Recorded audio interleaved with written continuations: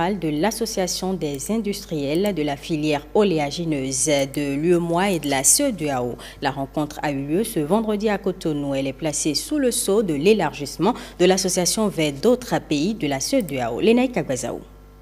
L'AIFO veut étendre ses tentacules. L'Association des industriels de la filière oléagineuse, qui réunit les producteurs d'huile des pays membres de l'UEMOA et de la CEDEAO, ambitionne désormais de conquérir aussi les pays anglophones de la sous-région ouest africaine. Cette 19e session de l'AIFO est donc à juste titre consacrée au toilettage des tests régissant l'association.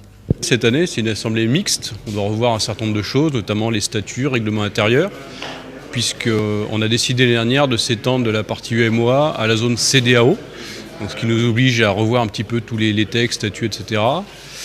Et en même temps de mettre en place une nouvelle stratégie ambitieuse d'élargissement et d'expansion, de faire venir d'autres collègues huiliers, notamment au niveau du Ghana, du Nigeria.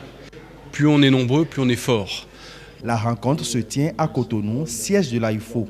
Le Bénin, premier producteur de coton en Afrique, y attache beaucoup de prix. Le gouvernement émet le vœu qu'en plus de l'élargissement de l'association, la lutte contre la concurrence déloyale des huiles importées soit renforcée. Le problème commun à tous les États est relatif à l'invasion des marchés par les huiles alimentaires importées des pays tiers et vendues à des prix relativement bas. Sur ce point, je voudrais réaffirmer notre volonté à travailler avec vous de façon consensuelle pour la recherche des solutions durables au problème de l'écoulement de vos produits sur le marché domestique.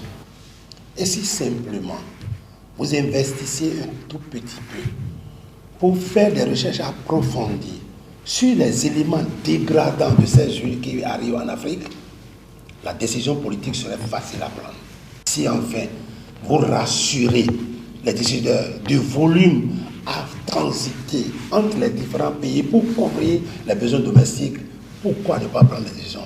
Créée en 2000 à Abidjan, en Côte d'Ivoire, l'AIFO entend, après ses assises de Cotonou, qui vont poser les jalons de l'extension de l'association, renforcer le lobbying pour la promotion des huiles produites dans l'espace CEDEAO. Après 4 ans de mise en œuvre, les parties prenantes du programme d'appui au développement des filières agricoles volets opérationnels ont marqué